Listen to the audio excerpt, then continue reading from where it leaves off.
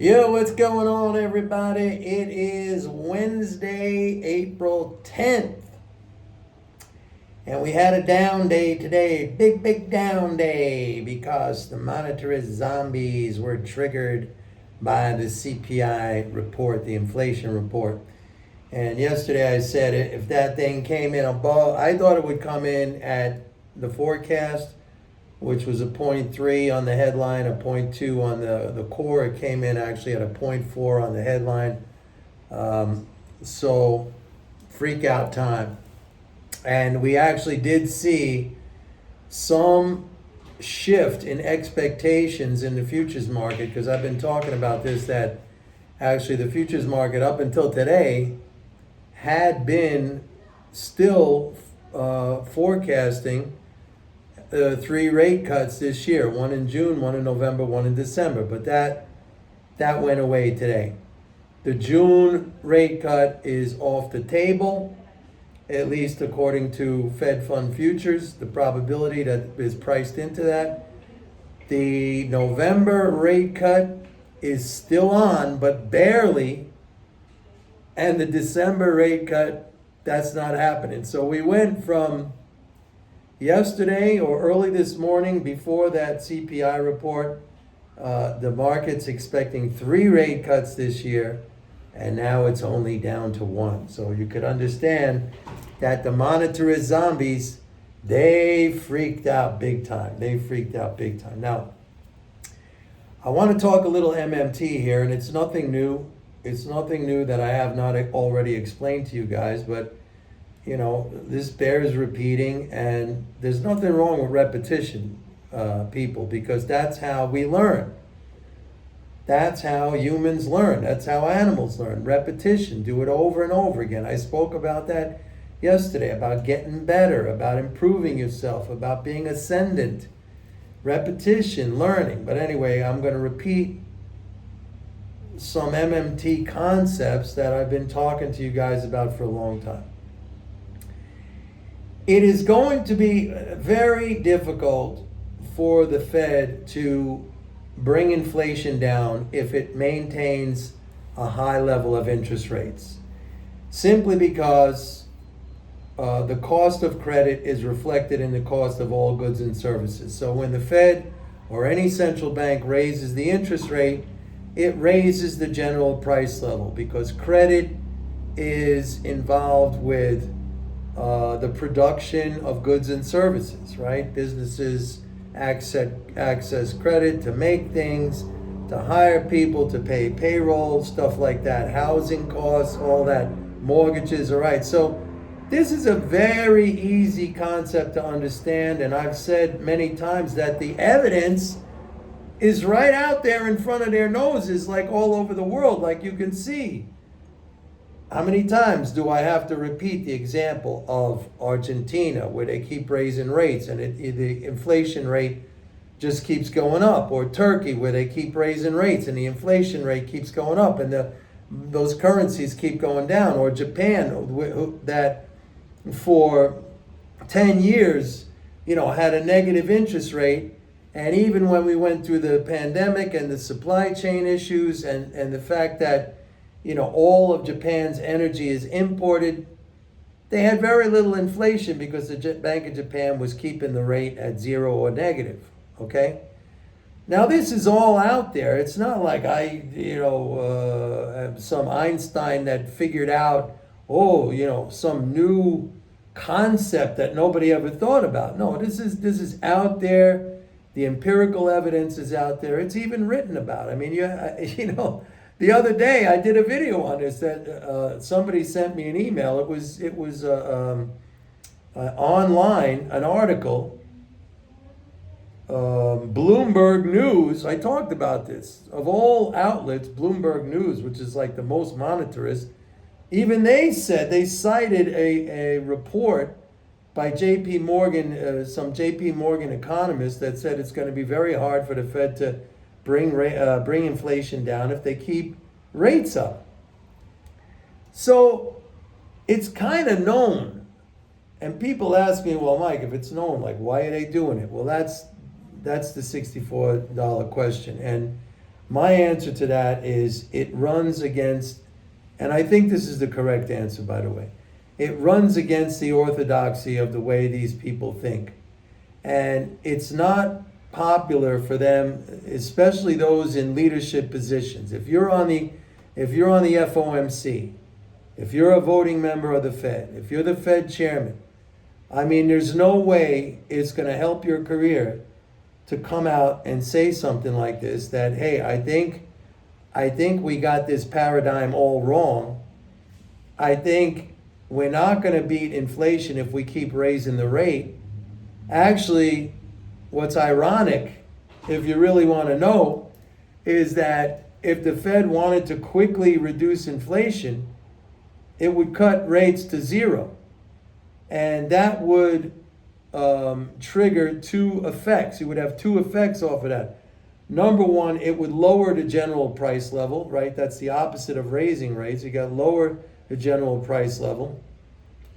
And number two, it would reduce or maybe even eliminate these interest income transfers that are going into the economy. Okay, that's a big, big factor here with the Fed's rates at high levels. And I've talked about this, like going all the way back to 2022 when they first started to raise rates. I said this was going to happen. That you're going to see a parabolic increase in these interest income transfers into the economy. And that was going to be inflationary, but it was also going to boost the economy because it's going to flow into personal income. And again, I know there's people out there, they're going to say, it's not coming to me. I went all over that yesterday. It goes into the swimming pool. The water level goes up. Hopefully, if you have any kind of productive capacity in your life, and if the economy is growing, you could earn some income for yourself. Okay, I don't make policy. Okay, if I did, believe me, things would look a lot different than they do right now. I don't make policy. Don't blame me, and don't cry to me about how it's unfair. I mean, life is unfair. Life is unjust. What can I tell you? I said yesterday, I deal in reality. I don't sit there as a victim and say, oh, woe is me, look at me, I'm missing out. No, I try to find ways to help myself, to learn, to understand, to take advantage of the situation in whatever capacity that I can. Now, it might not be a complete offset to how it's impacting me, but if it's something, even if it's 10%, that's 10% less pain or hardship or difficulty that I have to experience. There's nothing wrong with that. There's nothing wrong with that, okay? So anyway, here we are, and so now, because you got like people like Larry Summers, who's this, big time monetarist, and he just flipped around today and he said, that the Fed's next move might actually be a rate hike. So the fascinating thing about all this, folks, if you really think about it, and you should, is that you have these highly educated people. Larry Summers, he was the freaking president of Harvard, okay? He went to Harvard. He has a high advanced degree. He's been in policy and the top levels of mainstream economics all his life. He hobnobs with other people from Harvard and very, very educated people. But here's a guy, super educated, has been at the highest levels of policy. He was the Treasury Secretary, all this stuff, putting out like the wrong information, putting out a wrong, espousing a wrong, completely flawed and wrong understanding of monetary policy. Like, doesn't he see? How many rate hikes have we had? I don't know. We have like 11 or 12 rate hikes since the Fed started the whole thing, and inflation is not really coming down. And then again, you have these examples out there in the world like Turkey and Argentina that you could look at, or Japan in the opposite sense. But Larry Summers says, hey, it's not enough. They're going to have to raise some more. And I tell you this right now, if they raise some more, mark my words. Number one, it's not going to squash inflation. And number two, it's not going to create a recession, because all you're doing is you're increasing those interest income transfers, that flow, that fiscal flow. You're just turning the pump up even more. You're widening the pipe that it's coming out. The volume is going to increase, and you're just going to get into this situation of an acceleration, and it goes parabolic. But there you have it, Larry Summers saying this today. So, and I know some of you, when you just heard me say a minute ago that the quickest way for the Fed to get a handle on inflation is if they cut rates to zero and kept them there. Actually, if they cut rates to zero and they kept them there, and they said they were going to keep them there forever, then rates all along the term structure would drop to zero. Even going out 30 years, they would all drop to zero. And that would be a very, very powerful disinflationary effect. I mean, you're going to eliminate huge interest income transfers into the economy. You're going to lower the general price level. And you might even stimulate greater output of goods and services, which that's disinflationary too, right? If supply goes up, the price goes down. So, I mean, it's just plain logic. It's not hard to understand. And you don't have to take my word for it. I mean, like I said, the examples are out there all over the world that you can see what the heck is going on. So, had a nice 2 days. By the way, I went sparring today. Wednesday's my Wednesday and Friday. Boxing, sparring. The one thing about when you spar, like I've been taking, boxing classes now for 7 months, and it's, you get to a level in the classes, in the drills, where you think, hey, I got this now. I'm pretty good at this. I got some rhythm in what I'm doing. My punches look pretty good. My defense looks good. As soon as you start sparring, it exposes how much you really don't know. And it exposes how much you need to work on. I mean, it's a completely different animal once you start to spar and you're getting hit in the face and there's somebody, and it's not coordinated, and it's not like 1, 2, 3, 4, you go through a drill. I mean, I like it.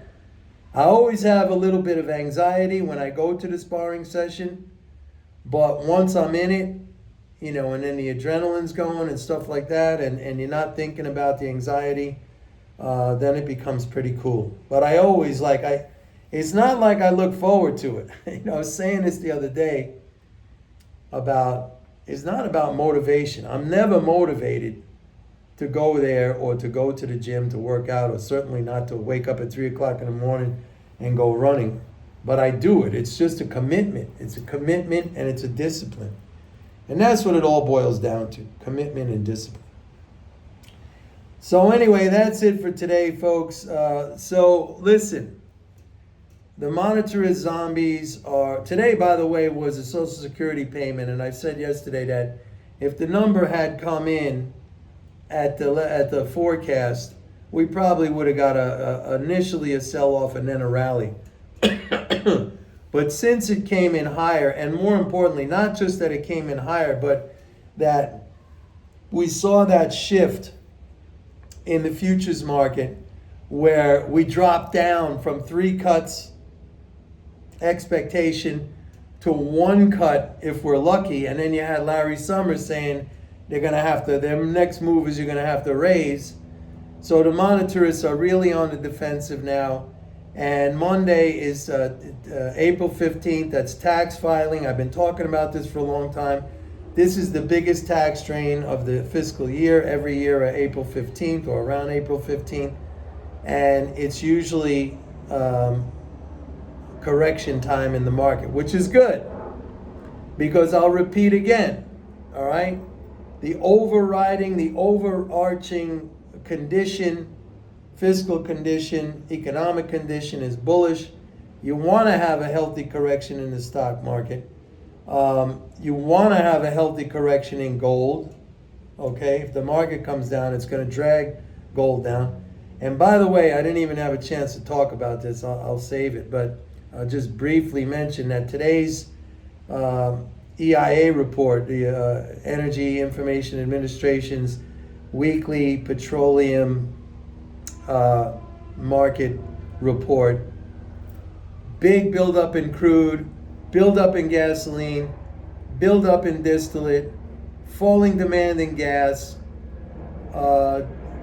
falling demand in distillate, falling crude exports, product exports were up, falling refiner inputs of crude. It was, with the exception of product exports, and net exports were down. I mean, it was just a weak report. So I don't see crude going much higher. And now, I mentioned the other day that the Biden administration, they stopped the refilling of the strategic petroleum reserve. So that was a big source of crude demand every week. That's not happening now. So, as I said in a prior video, oil producers are still long, net long oil futures, but they've been reducing that long position now for the last few weeks as the market, as the price has trended higher. And if they flip to short, it's going down. All right, that's it for today, folks. Don't forget, go to my website, pitbulleconomics.com. Sign up for a 30-day free trial of MMT Trader. And if you haven't subscribed to this channel, please do. Hit the like button too if you feel like you like this video. Thank you very much to all my current subscribers and to those who are considering subscribing. See you tomorrow. Bye.